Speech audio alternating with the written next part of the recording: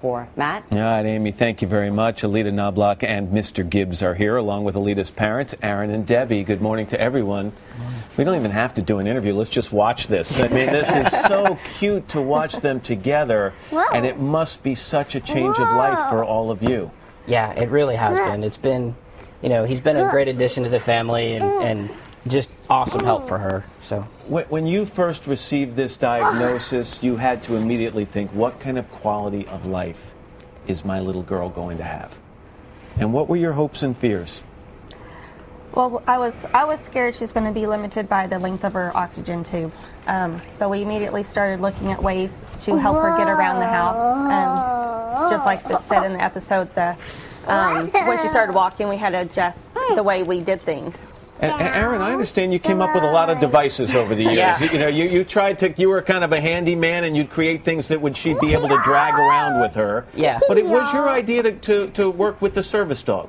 Well, once I realized that the cart just wasn't going to work forever, we had to come up with something. And when we saw that show about service animals, that was the click, that was the trigger. And I'm like, I need a bottle that will follow her, and I need a service dog to do that. And talk to me about the learning curve here. I mean, you know, Mr. Gibbs trained as a service dog, but this is an unusual function to perform. Most service dog agencies won't even talk to you until your child is older, 5 or 7. And so, to our knowledge, this hasn't been done with a child this young. So the challenge is for him to listen to Alita. He does really well with Debbie and I, but it's tough for him to listen to a 3-year-old. So. And was it hard to train or to teach Alita to be able to give those commands we heard? Actually, she knows them really well. She actually gets frustrated when he doesn't listen. So that's what part of the process that we're working on right now is, you know, helping him understand that is the command. And, you know, she doesn't speak real clearly sometimes, so it's tough for her. What about when kindergarten comes? I mean, will Mr. Gibbs be allowed to go to kindergarten, giving her some semblance of normalcy? That's why we're doing all this so early. Is, you know, we're hoping that by the time she is in kindergarten, it's all figured out and there's no more training left to be done, and they just go to school and part of a team. And so. Alita, Mr. Gibbs is a little goofy, isn't he? Yeah. Yeah? Does he like to? I think he likes to tickle you like this, doesn't he? Right?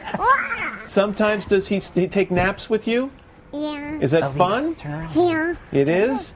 But at night, Mr. Gibbs gets the night off and you hook her up to a more stable... Yeah, we have a concentrator that works all night, and so he's down.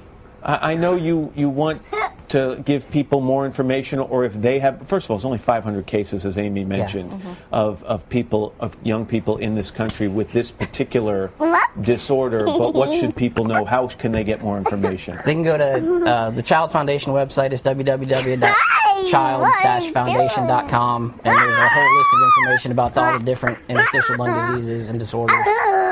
List of doctors that are specialized in that kind of treatment. And any genetic element to this? We should mention you have another daughter who's 4 months old, an adorable little baby who's here in the studio. The reality is they don't know yet. They don't even know enough to know what causes it yet. So they're still... That's why we're trying to do the fundraiser for the research, to figure that out.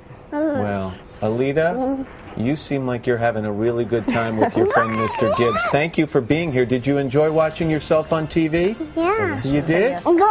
Good. Mr. Gibbs, thank you. Folks, thanks for being here. We really appreciate it. We're back right after these messages and your local news.